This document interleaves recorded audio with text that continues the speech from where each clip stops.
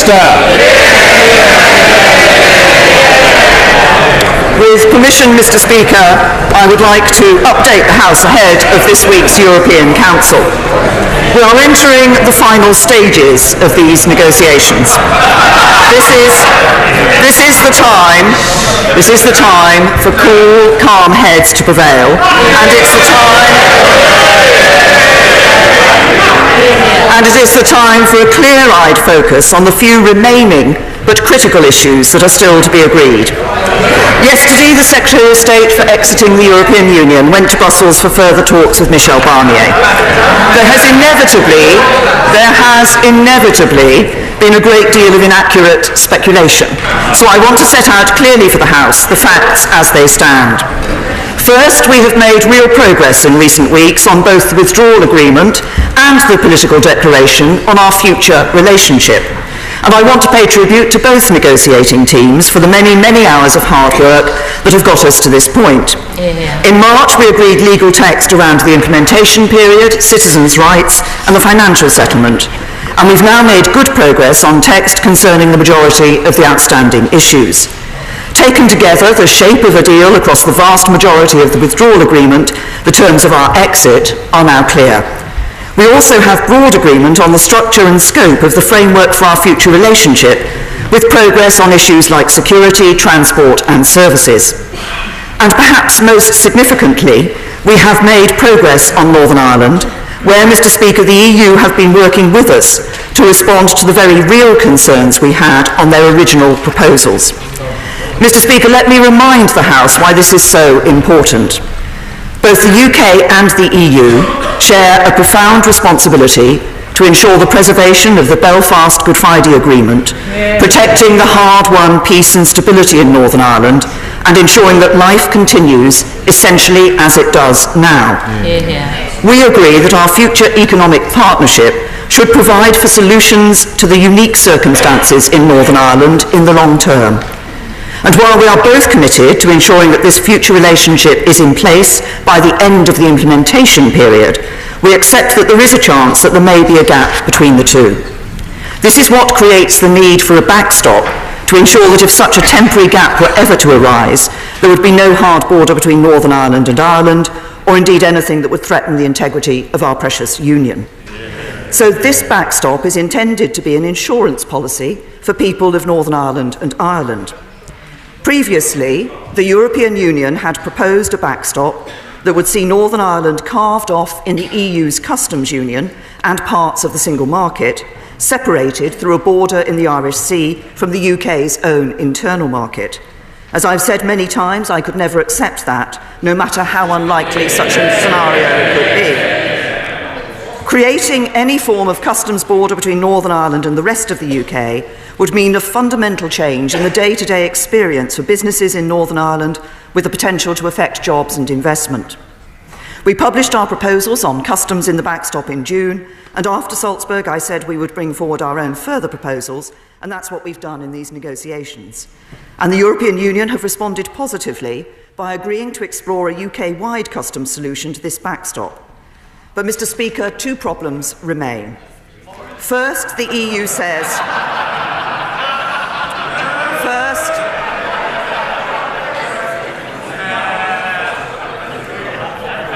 First, the EU says there is not time to work out the detail of this UK-wide solution in the next few weeks. So even with the progress we have made, the EU still requires a backstop to the backstop, effectively an insurance policy for the insurance policy.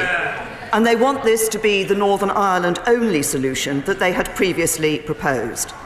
We have been clear that we cannot agree to anything that threatens the integrity of our United Kingdom. And I'm sure the whole House shares the government's view on this. Indeed,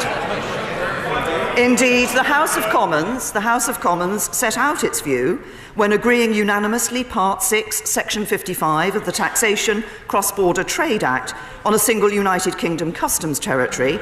This states, quote, "It shall be unlawful for Her Majesty's Government to enter into arrangements under which Northern Ireland forms part of a separate customs territory to Great Britain." So, Mr. Speaker, this message is clear, not just from this government, but from this whole House. Second, Mr. Speaker, I need to be able to look the British people in the eye and say this backstop is a temporary solution. People are rightly concerned that what is only meant to be temporary could become a permanent limbo, with no new relationship between the UK and the EU ever agreed. I'm clear we are not going to be trapped permanently in a single customs territory, unable to do meaningful trade deals. So it must be the case, first, that the backstop should not need to come into force. Second, that if it does, it must be temporary. And third, while I do not believe this will be the case, if the EU were not to cooperate on our future relationship, we must be able to ensure that we cannot be kept in this backstop arrangement indefinitely.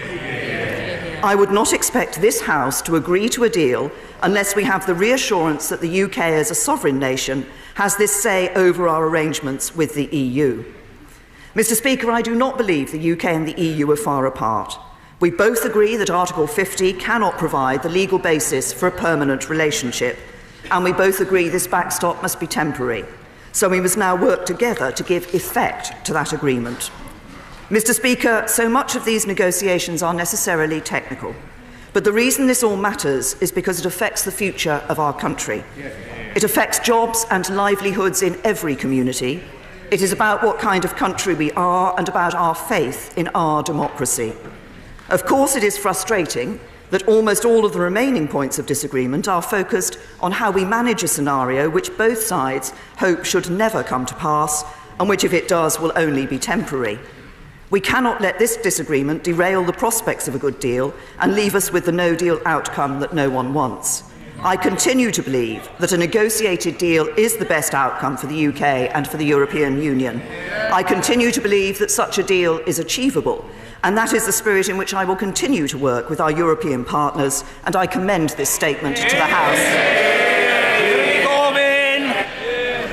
Thank you, Mr. Speaker, and I thank the Prime Minister for an advance copy of the statement. This really is beginning to feel like Groundhog Day.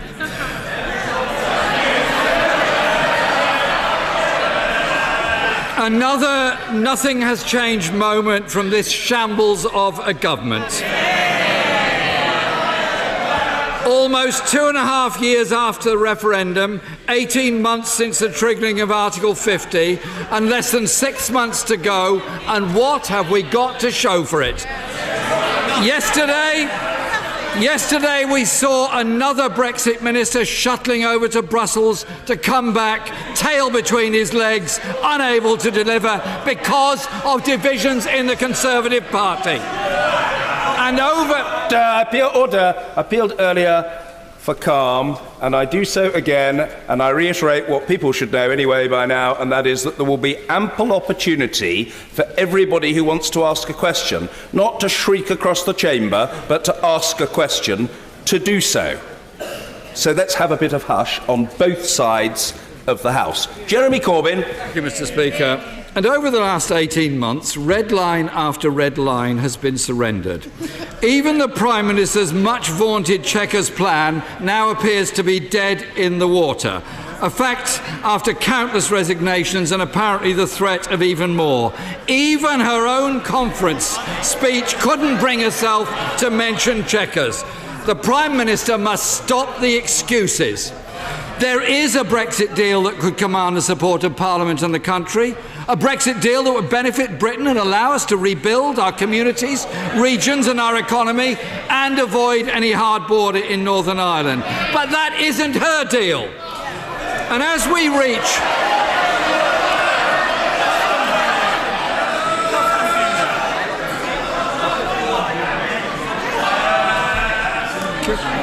And as we reach a critical point in this nation's history, we need a Prime Minister who will for once make the right decision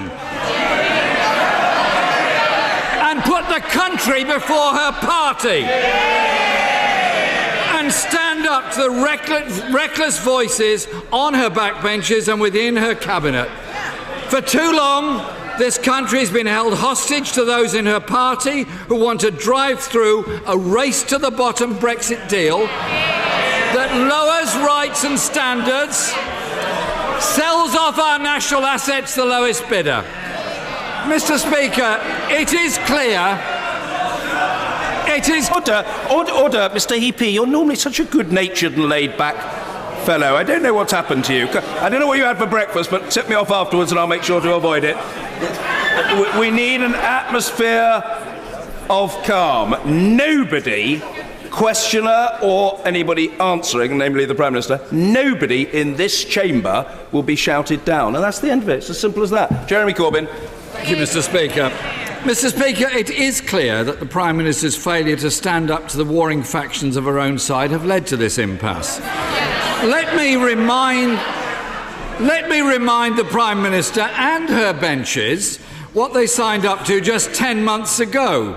And I quote, "In the absence of agreed solutions, the United Kingdom will maintain full alignment with those rules of the internal market and the customs union, which now or in the future support North-South cooperation, the all-island economy and the protection of the 1998 agreement." Does that still stand? Interesting question for the Prime Minister. Mr. Speaker, Mr. Speaker, what she is now hoping is that she can cobble together a deal that avoids all the big questions as to what our future partnership with the European Union will be. Isn't it the case that the backstop is only necessary because the government won't agree to a new comprehensive customs union with the EU with a say for Britain in future trade deals? And Mr. Speaker, how long is her envisaged temporary deal? 1 year, 2 years, 5 years? More? Britain deserves a bit better than this. The blindfold Brexit they're cooking up is a bridge to nowhere and a dangerous leap in the dark. Let me be clear, the only thing we can trust this government to do is impose more years of austerity on the people of this country. Mr. Speaker, the Prime Minister wants to present Brexit as a choice between her deal and no deal. This is simply not the case. There is an alternative option, an alternative that can command the support of Parliament and the country. Labour has set out our 6 tests.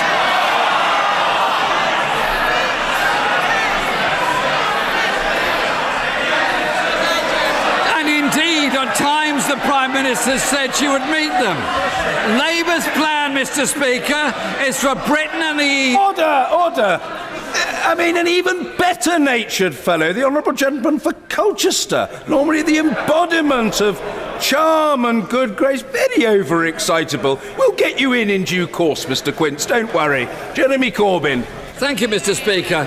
Labour's plan is for Britain and the EU to negotiate a permanent customs union to protect jobs and manufacturing.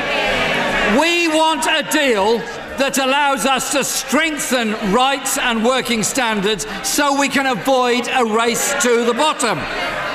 And we want a deal for all regions and nations and allows us to invest in local infrastructure, local transport and energy markets so we can grow our economy again. Labour will not give the government a blank cheque to go down the reckless path they're set on at the present time. Let me be clear, Mr. Speaker, the choice for this Parliament should never be her deal or no deal. If this government cannot get a good deal for this country, then it has to make way for those who can.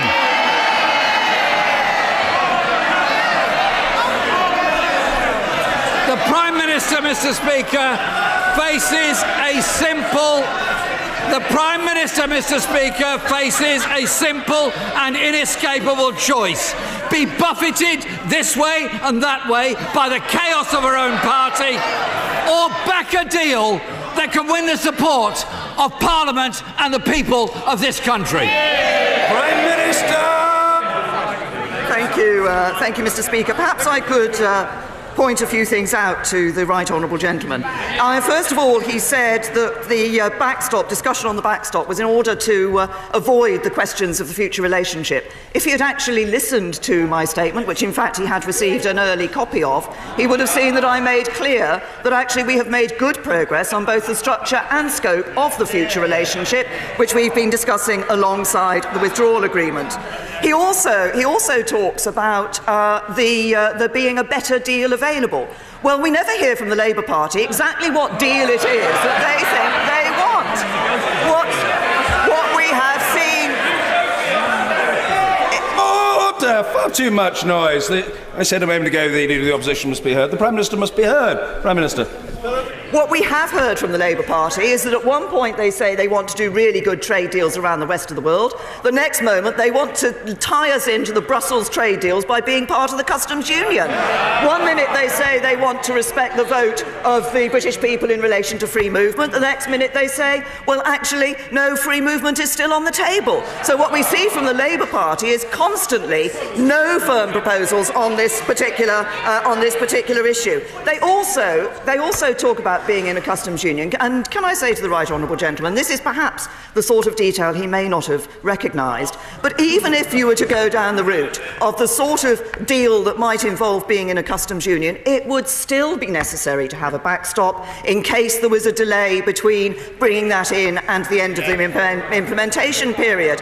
And certainly on this side of the House, we're very clear about our commitments to the people of Northern Ireland and our commitments to the United Kingdom. And then he said, what have we got to show for all of this that has been undertaken? What we have got to show for it is the vast majority of the withdrawal agreement agreed and significant progress and agreement on the structure and scope of the future relationship.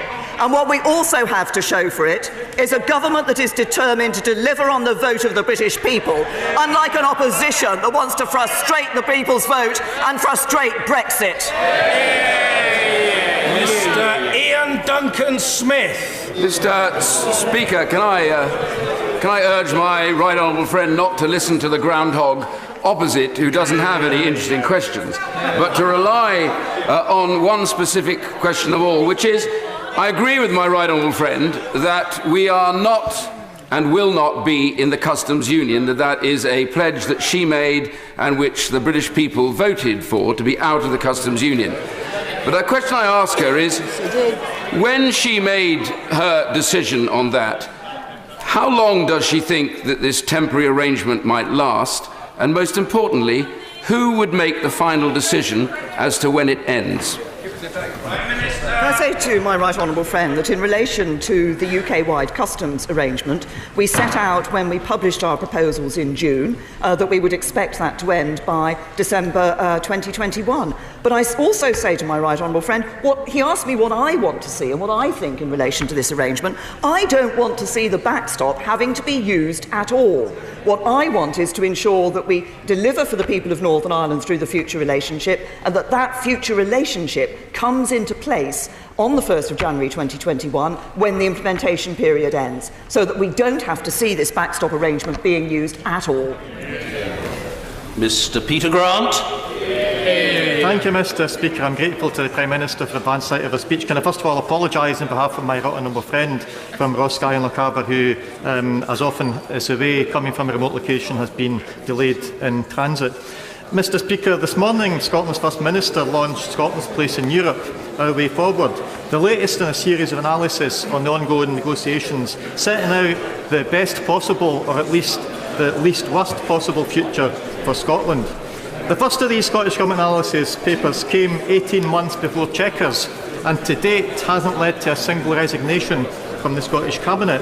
The sense of unity and responsibility being demonstrated by the Government in Edinburgh could hardly be in a more marked contrast to what we see from the UK Government here today. Last night, the negotiations collapsed again. Did the Secretary of State go dashing off to Brussels just to fail? Or did he go because his officials had told him that a deal was close? And if that is the case, surely this House is entitled to know what it was that yet again went wrong at the last minute, because the Government's official explanations only make sense if the Prime Minister has decided that the proposal she signed up to last December is unworkable. Mr. Speaker, the reality of all of this weighs heavily across communities, particularly in the island of Ireland. We're 3 days away from the EU Council Summit, and the Government still continues to show at best disdain and at worst open contempt for the people of Ireland and for the Good Friday Agreement. They clearly have no real understanding of what communities on both sides of the border are feeling about these negotiations. As long ago as last December, the Brexit Select Committee, despite an over-representation of hardliners, made it clear that we could not see how it's possible to reconcile there being no border with the government's policy of leaving the single market. Order, I'm trying to hear the honourable gentleman. Let's hear the fella. Mr. Peter... I know, very much noise. Mr. Malcolm MacDonald, Stuart Malcolm MacDonald is pointing out there's a lot of noise. I'm well aware of that fact. He doesn't need to conduct the orchestra. Peter Grant. Thank you, Mr. Speaker. Having seen how our backbenchers have responded to her appeal for cool, calm heads, you can understand why she struggles to keep her party together when there's hard questions to be answered. And Mr. Speaker, it was striking, the contrast in reaction from the Tory backbenchers when the Prime Minister committed to defending the Good Friday Agreement, and there was at best a lukewarm response, and there was then 3 hearty cheers when she said we're taking Northern Ireland out of the customs union. It tells us where the Tory party's priorities are. A Conservative party playing politics with people's lives for the sake of its own political survival is nothing short of disgraceful. And there is a better way, Mr. Speaker. It's time for the Prime Minister to disown the extreme hardline minority in her own party. The Prime Minister has the chance to resolve the question of the Irish border, to protect jobs, to prevent the economic catastrophe we face, and to respect the result of the referendum in 2016. So will she now accept that she got it wrong? Will the Prime Minister now commit to a damage limitation Brexit? Accept that there is a significant consensus in this House in favour of remaining in the single market and the customs union? Can I say to the Prime Minister, ignore your own career prospects, ignore the career ambitions of those behind her, look instead at the hundreds of thousands of people whose jobs are at risk if this goes wrong? Will she take her head out of the sand and work with those on all benches in this House to ensure that the United Kingdom stays in the single market and in the customs union?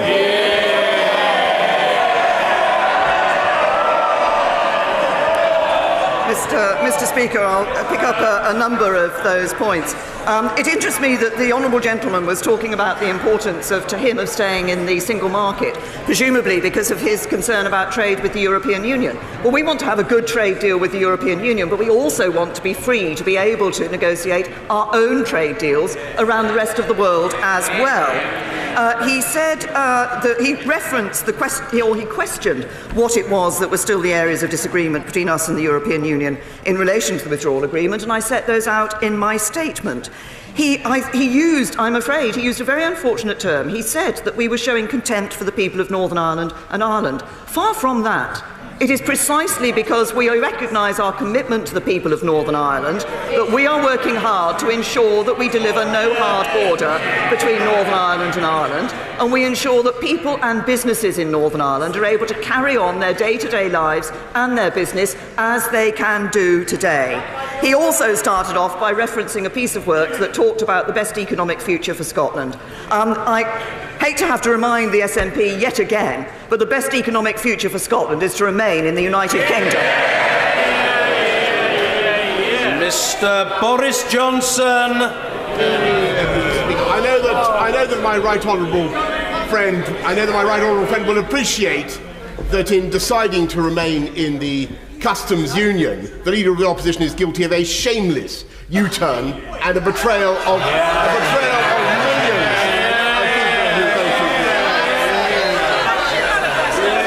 Will she know? I want to hear I want to hear the right honourable gentleman.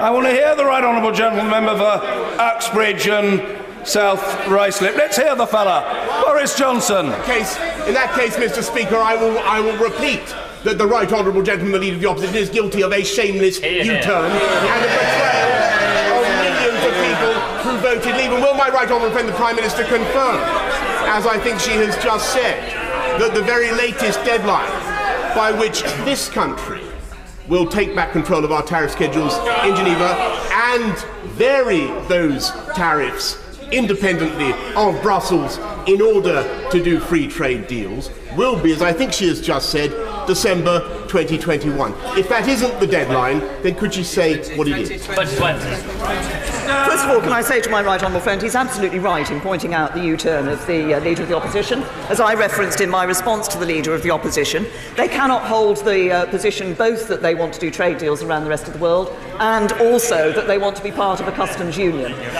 In relation to the, as I said, when we published the temporary customs arrangement proposal back in June, we set that point of the expectation that that would be completed by December 2021. One of the issues, as I indicated in my statement, that we're discussing with the European Union is how we can ensure that we do reflect the temporary nature of the backstop and properly reflect the temporary nature of the backstop.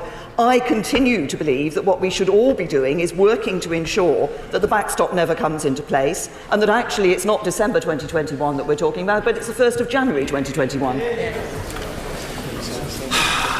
Hilary Benn. Thank you very much indeed, Mr. Speaker. In the paper that was published on the 7th of June proposing a way of keeping an open border in Northern Ireland, the government said that its temporary customs arrangement would be in place, and I quote, until the future customs arrangement can be introduced. The Prime Minister has just reminded the House that she expects those arrangements to be in place by December 2021 at the latest, which incidentally is a whole year after the end of the proposed transition period. But since the expectation of an end date is not the same as a definite end date, when is she going to tell her party that we cannot have a fixed artificial time limit on that fallback which the government is trying to negotiate with the EU? Can I say, as I have done in relation to a number of questions already on this particular point, we are very clear. Let's just look at what the purpose of the backstop is. The purpose of the backstop is to be an insurance policy such that if the future relationship is not in place, then at the time of the 1st of January 2021, then there is an arrangement that ensures no hard border between Northern Ireland and Ireland. So it is there for the time until the future relationship can come into place. As we indicated in June, we expect that to be no later than December 2021, but we will be working to ensure that that point comes as early as possible, because actually it's in everybody's interests. It's in everybody's interest to ensure that we are able to move seamlessly after the implementation period into the future relationship without actually having to enter into another sort of relationship in the interim period. That's what the backstop would be. That's why we want to work to ensure that the backstop never has to come into place. Amber Rudd. Mr. Speaker, this is a moment of great importance, which is why the Chamber is so full of members of Parliament here to speak on behalf of their communities and the relevance of this particular discussion on behalf of their businesses as well. Can I urge the Prime Minister that when she listens to the very many different voices in this House she is blessed to hear from, she makes sure that she responds and works on those compromises with the EU, not just on behalf of the 52%, but also on behalf of the 48%. It is on behalf of the 100% that we need to deliver on leaving the European Union. Well, can I say and give my right honourable friend the assurance that what I and the government are looking for is a deal for the future relationship with the European Union which is good for the whole of the United Kingdom, which reflects the interests of the whole of the United Kingdom, and which ensures that we do have that freedom to do trade deals around the rest of the world, but also that we protect the jobs and livelihoods that today depend on the relationship and the trading relationship with the EU. So what we're looking for, what I'm looking for, and I'm sure my right honourable friend and other right honourable and honourable friends are looking for, is a deal that is good for the whole of the United Kingdom. Sir Vincent Cable. Could I ask the Prime Minister why she really felt it necessary to make this statement today? Because it doesn't advance one iota our understanding that in relation to Ireland, Brexit means borders and bureaucracy, and ultimately betrayal of the Good Friday Agreement. Can I say to the right honourable gentleman that he frequently stands in this House and complains about lack of government coming to talk to the House of Commons and inform them. And now today I come and inform the House of Commons on the position and he complains about that already. That's typical Liberal Democrat. They don't know where they stand on the issue. Sir William Cash. Will my right honourable friend confirm that if we go 1 second beyond the 31st of December 2020, we will automatically fall into the multi-annual surveillance framework, and therefore we will be accumulating tens of billions of pounds extra year on year? Does my right honourable friend accept that? And does she also accept that if we continue to be dictated to by the EU in the way things are going at the moment, this country will be brought to a humiliating conclusion? Can I say to my honourable friend, and obviously he is one of my honourable friends who has paid particular attention to these issues and very careful attention to these issues, but I don't agree with the situation that he has set out. We have been negotiating with the European Union. That has seen both the European Union recognising the arguments that we have been put forward and moving their position in relation to those, some of those issues, and us obviously recognising our need to put forward proposals that are both acceptable to us but recognise the concerns that have been expressed by the European Union. But what we are doing, and what I'm doing, is making sure that any deal that we have is the deal that is best for the future of the United Kingdom. That's a deal that delivers on the Brexit vote, but does so in a way which protects jobs and livelihoods. Now, what we're doing in relation to the future relationship is I want to ensure that that future relationship can start at the end of the implementation period, in which case, of course, there would be no question of a different relationship with the European Union for any period of time. The financial settlement we have agreed as part of the withdrawal agreement, as my honourable friend knows, but I remind the House yet again that, and this was a phrase I think first used by the EU themselves, that nothing is agreed until everything is agreed. Vic Cooper. The Prime Minister will know that there is a real fear that the government will delay pinning down any deal until the last possible minute so that it can try and bounce Parliament with the threat that it is her deal or no deal. She knows that that would be unacceptable to Parliament, but she also knows how damaging no deal would be in terms of security as well as jobs and the economy. So will she confirm that it would be better to apply for an extension to Article 50 than to crash out with no deal? No, can I say to the right honourable lady that I do not believe that we should be extending Article 50. I've been very clear that we should not be extending Article 50, and I'm a little bemused by her first suggestion. We have legislated for a process here in Parliament that ensures that there will be not just the deliberations that this House will rightfully have on the withdrawal agreement and implementation bill, but there will be a meaningful vote in this House prior to that. Honourable members on the Labour benches say when. Of course, we're still in negotiations with the European Union in terms of delivering on the deal, and we continue to work to the timetable that has recently been set out. Anna Soubry. Thank you very much, Mr. Speaker. Would my right honourable friend agree with me that this is not what Leave voters voted for?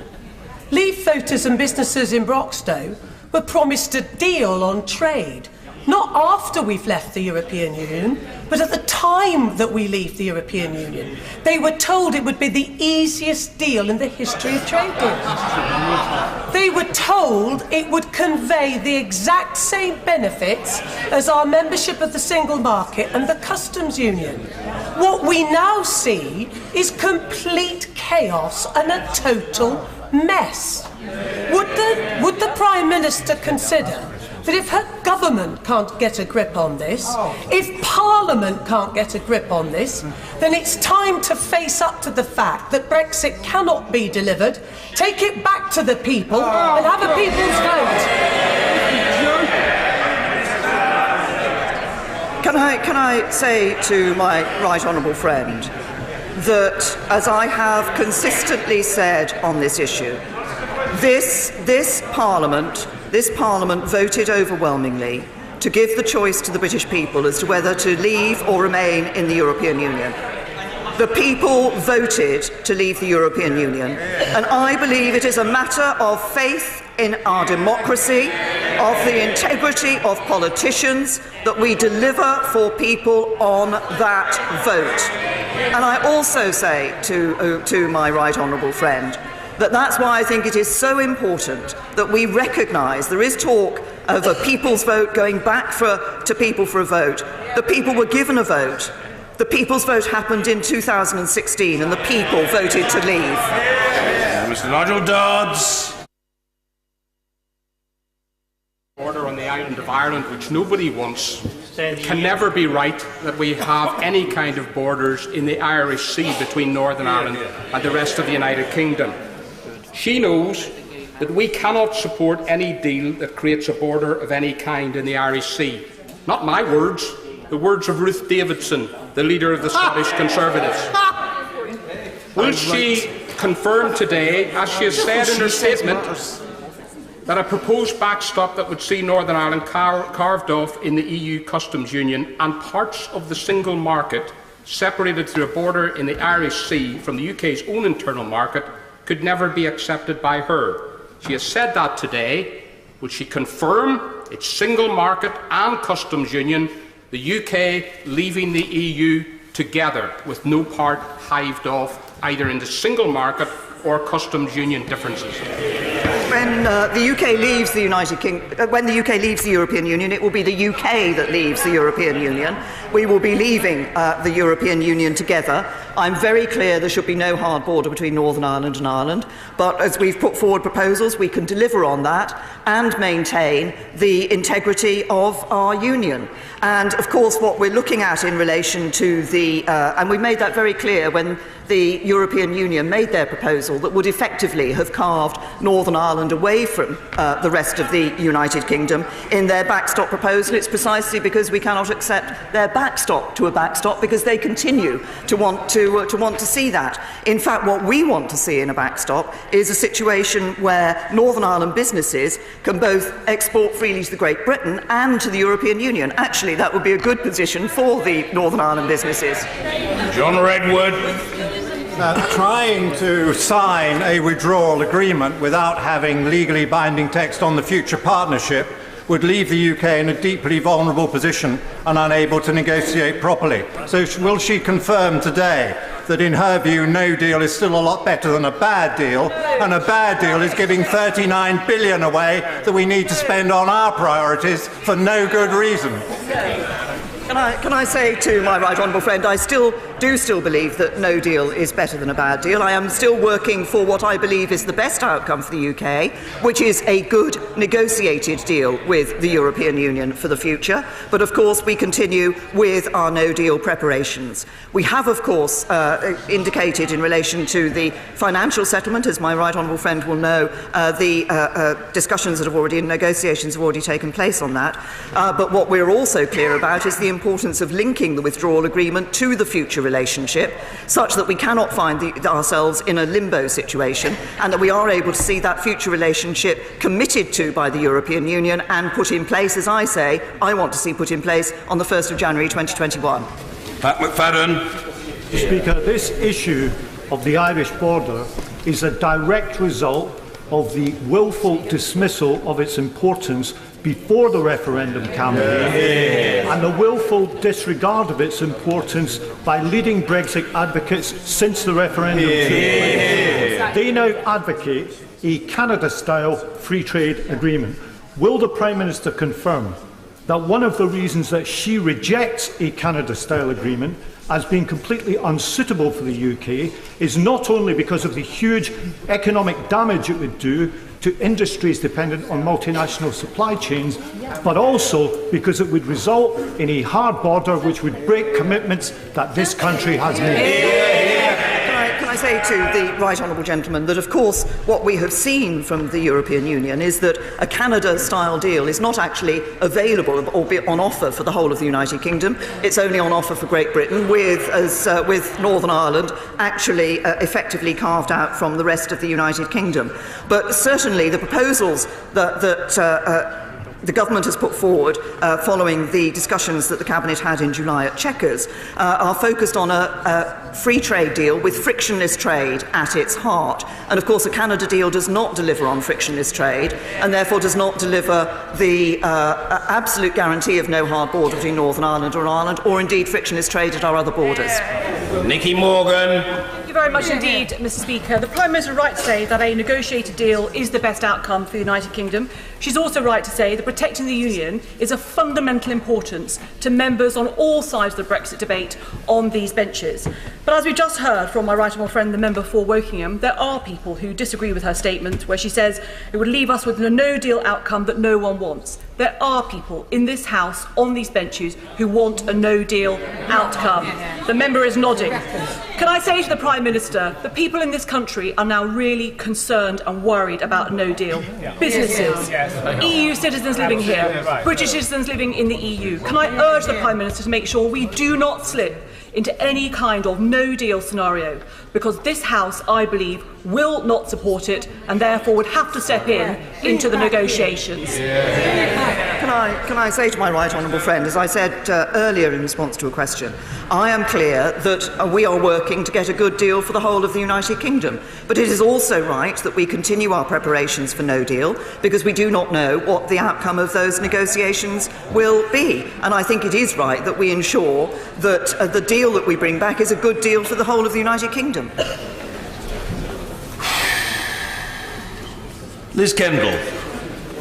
Does the Prime Minister stand by the commitment made by the Brexit Secretary to this House last week that the government will publish a specific end date to the Irish backstop as part of the withdrawal agreement? As I've said earlier, both in my statement and in response to other questions, one of the issues that we are discussing with the European Union remains this issue of ensuring that there is the backstop has a temporary arrangement, and that we cannot be kept in a permanent relationship of that sort with the European Union. The backstop is intended there as an insurance policy for the people of Northern Ireland. I don't want that backstop ever to be put in place. I want to ensure we negotiate a future relationship that can start at the end of the implementation period. Sir Peter Bottomley. After the referendum, the large majority of MPs across the House were elected to help this country negotiate a future which is outside the EU, with trade arrangements which are sensible and which allow us to use our control over money, borders and the like in a way that is beneficial to us and beneficial to others. Can my right honourable friend assure our negotiating partners that less friction is better than more friction? Yes, can I say to my honourable friend that precisely because we believe in the value of frictionless trade, that we have put forward a proposal that would indeed deliver on frictionless trade.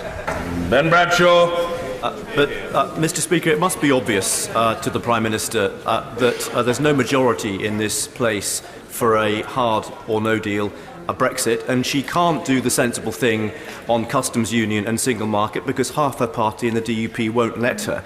So is she never tempted by the suggestion of her honourable friend, the member for Broxtowe, that the way out of this mess for her and for the country will be a people's vote? No. I'm going to repeat again what I have said in response to the right honourable gentleman. The people had a vote in 2016. It was in a referendum. This Parliament gave the people that vote, and the people voted to leave, and that's what we will deliver. Justine Greening. Whether leave or remain, we can all agree that in the past Britain may have pooled its sovereignty, but we've never just given it away. Does the Prime Minister accept that the Common Rule Book represents a unique loss of sovereignty for Britain, but that for the first time we will have tied the hands of future generations to be bound by rules that they will have had no chance to write?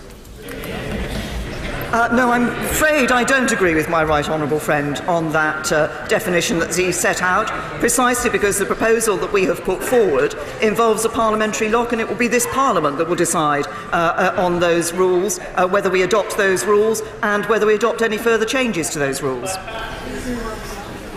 Mr. Christopher Leslie. The Prime Minister's problem that she's dancing to the tune of the hard Brexiteers, the duo from Uxbridge and Somerset, and that we shouldn't therefore be surprised that she's taking the country towards an inferior, low-grade, hard Brexit FTA deal. Will she give an undertaking that when this House, when members of Parliament look at that deal and decide actually it isn't right for the country, and that if we decide a different course, she will respect the decision of members of Parliament to put this question to a people's vote? The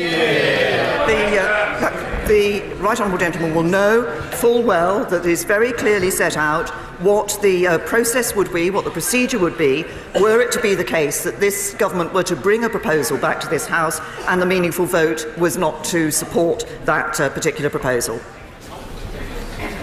Mr. Patterson. Speaker, what are the cross-border transactions between Northern Ireland and the Republic of Ireland which so threaten the integrity of the European single market and customs union that they cannot be resolved by existing techniques, existing processes, under existing law, none of which require hard infrastructure on the border? Can I say to my right honourable friend that there are arrangements that in relation to customs checks that would be put in place were it not the case that we had come to an agreement to have a customs arrangement that did not require those checks to take place. Now, I have seen and have heard of a number of proposals for technical solutions to deal with those issues. I have to say to my right honourable friend, some of those technical solutions effectively involve moving the border, and it would still be a border. Some involve equipment which could come under attack, and some involve a degree of state surveillance which, frankly, I think would not be acceptable in Northern Ireland. Joanna Cherry. Thank you, Mr. Speaker. It's reported today that the Prime Minister wants the meaningful vote to take place on the 27th of November. The 27th of November is the same day as the European Court of Justice will hear the Scottish Court's referral on the question of whether Article 50 can be unilaterally revoked. My question for the Prime Minister is she afraid of MPs knowing the answer to that question before we have the meaningful vote? First of all, the honourable lady is making an assumption about the date of the meaningful vote, and of course we're still in negotiations. And secondly, no, because the point about the Article 50 and whether or not Article 50 can be withdrawn, revoked, is that this government will not be revoking Article 50. We're going to keep Article 50. Mr. Damien Green. The government was clearly right to reject that part of the Commission's proposals that would have threatened the integrity of the United Kingdom, but it's salutary that what the European Commission produced was a deal that would have been worse than no deal. Despite that, can my right honourable friend assure me and the House that she will continue to work very hard to make sure that we get a deal, because I believe that apart from a relatively small number of people who genuinely believe that no deal would be a good thing for this country, and apart from a few people who would vote against a deal for purely partisan reasons, there is an enormous majority in this House for a negotiated settlement to this procedure. I can give my right honourable friend that assurance. We will continue to work for a good deal, because I believe a good deal is the best outcome for the people of the United Kingdom. Angela Eagle. Mr. Speaker, the DUP who sustain the Prime Minister in office have made it clear that they think no deal is almost inevitable. What does she think? We continue to work for a good deal for the whole of the United Kingdom. Mr. Dominic Grieve. Thank you, Mr. Speaker. I wish my right honourable friend every good thing in this negotiation. But I do point out to her that we are heading towards a conclusion where we are going to be in a at least two-year relationship with the EU, which is a condition of vassalage because we have absolutely no say in the rule-making, but we are tied to it. And then, in fact, we're going to be bound by a common rule book afterwards, even if she's successful. And I have to say to her that in those circumstances, I will not be able to support the government in this unless this matter is put to the British people again. It's entirely different. Entirely different from what...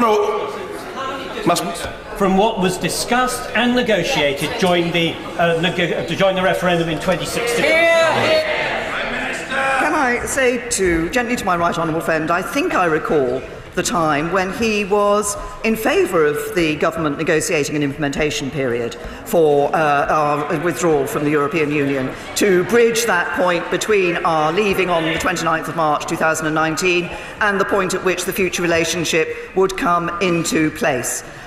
We have set out the reasons why I think it is important for us to ensure that at the heart of our future relationship is a fair trade deal, a free trade deal, which has frictionless trade at its heart. That is a good trade deal for the United Kingdom, but which also enables us to undertake good trade deals with others around the world. I'm a little Pengelly. Can the Prime Minister give a firm commitment that nothing will be agreed with the European Union that would exclude Northern Ireland from any part of any future UK trade deals?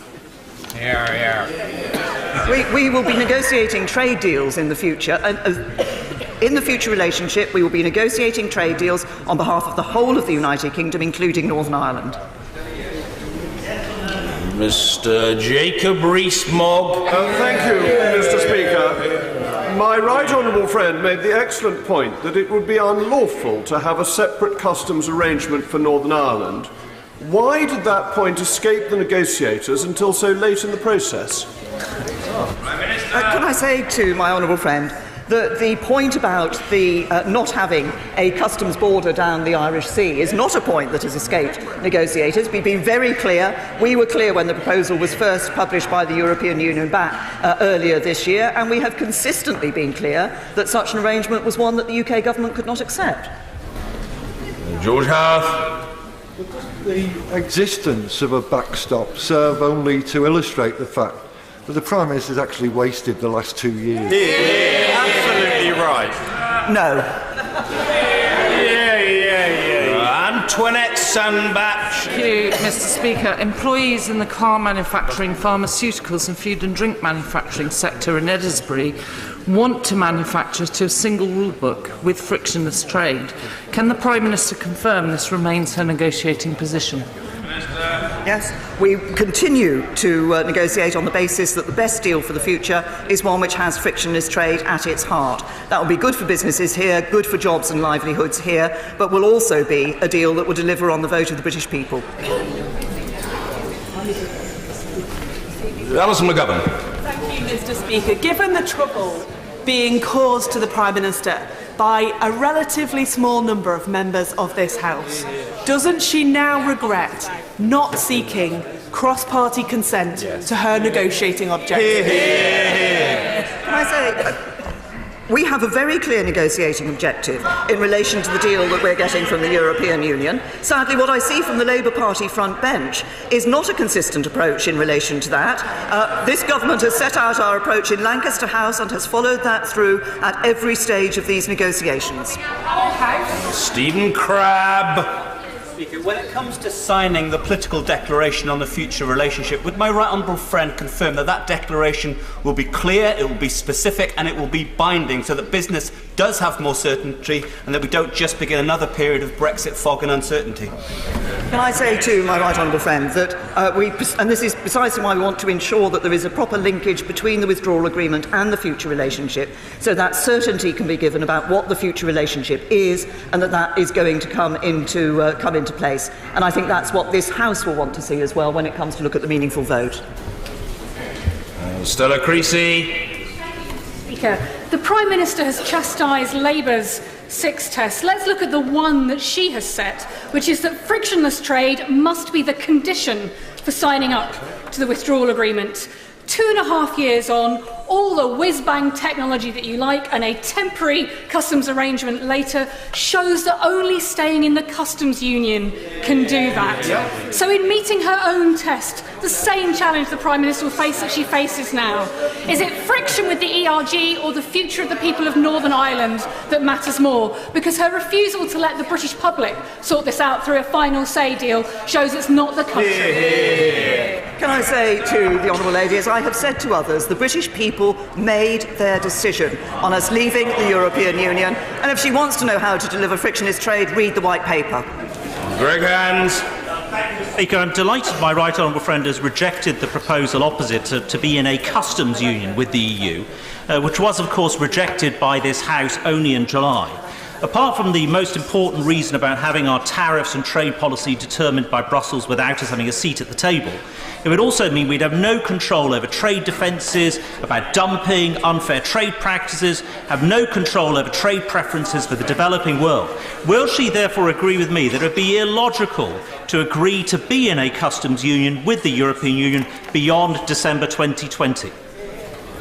Well, can I first of all commend my right honourable friend for the work that he did on our trade policy when he was a trade minister. And can I say to him that I absolutely want to see that we're able to put those new trade arrangements into place at the end of the implementation period. I want to see that future relationship coming into play at that point, which of course would be the 1st of January 2021. Tom Brake. Does the Prime Minister accept that the best interests of the country are not served by a gaggle of self-serving cabinet ministers threatening to resign, but they would be by allowing the people a vote in a people's vote? Look, I am quite happy to repeat what I have said in answer to all of those members of this House who have proposed a people's vote. We had a people's vote, it was called the referendum, and the people voted to leave. Sir Nicholas Soame. Mr. Speaker, I welcome the Prime Minister's statement and the progress that has been made, but would my right honourable friend make clear that throughout the tangle of these incredibly complex and difficult negotiations, security cooperation must remain a national priority? And will she confirm unequivocally that this will be the case? Can I say I'm very happy to give that reassurance to my right honourable friend, and I'm pleased to say that we are making good progress in our discussions with the